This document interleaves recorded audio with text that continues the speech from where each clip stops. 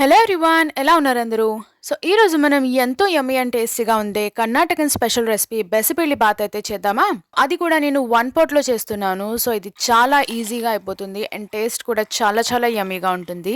ఇంకా లేట్ చేయకుండా ప్రాసెస్లోకి వెళ్ళిపోదామా? ఫస్ట్ అయితే మనం ఒక హాఫ్ కప్ కందిపప్పుని బాగా వాష్ చేసి ఒక 2-3 అవర్స్ నానబెట్టి అయితే పెట్టుకోవాలి.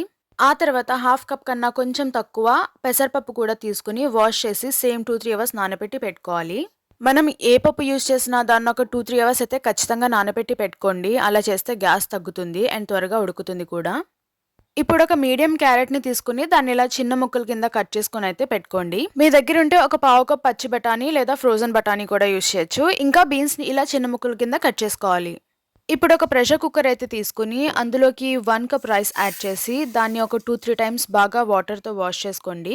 ఆ తర్వాత మనం ముందుగా నానబెట్టి పెట్టిన పప్పులోంచి వాటర్ అంతా తీసేసి మన కుక్కర్‌లో యాడ్ చేసుకుందాం. ఆ తర్వాత మనం ముందుగా సన్నగా తరిగి పెట్టుకున్న క్యారెట్, పచ్చి బఠానీ ఇంకా మనం బీన్స్‌ని కూడా వేసుకుందాం ఇందులో. నేనిక్కడ నార్మల్ రైస్ యూజ్ చేస్తున్నాను కాబట్టి 1 కప్ రైస్‌కి 1½ కప్ వాటర్ అయితే వేస్తున్నాను. ఎందుకంటే మన కన్సిస్టెన్సీ కోసం మళ్ళీ తర్వాత ఇదంతా కుక్ అయిపోయాక వాటర్ ఇందులో మనం యాడ్ చేస్తాము.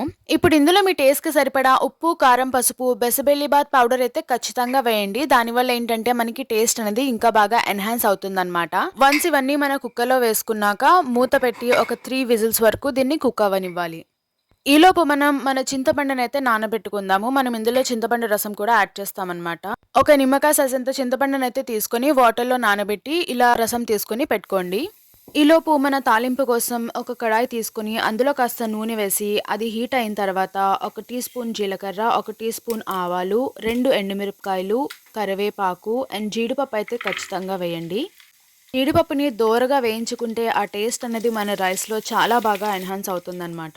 వన్స్ ఇవన్నీ బాగా దోరగా వేగాక ఒక స్పూన్ నెయ్యి అయితే మనం వేసుకోవాలి ఇందులో. ఇప్పుడు ఈ తాలింపుని మన రైస్‌లోకి అయితే యాడ్ చేసుకొని మనం ఇందాక తీసి పెట్టుకున్న చింతపండు రసం ఉంది కదా, అది కూడా ఇందులో యాడ్ చేసుకొని కన్సిస్టెన్సీ కాస్త జారుగా ఉండేలాగా వాటర్ కూడా యాడ్ చేసుకొని అంతా ఒకసారి బాగా మిక్స్ చేసుకోవాలి. ఒక 2-3 మినిట్స్ స్టవ్‌ని సిమ్‌లోనే పెట్టి ఇలా వాటర్ వేసుకుంటూ కన్సిస్టెన్సీ అడ్జస్ట్ చేసుకుంటూ కాస్త రైస్ ఇలా మెత్తగా అయ్యేలాగా కుక్ చేసుకోవాలి.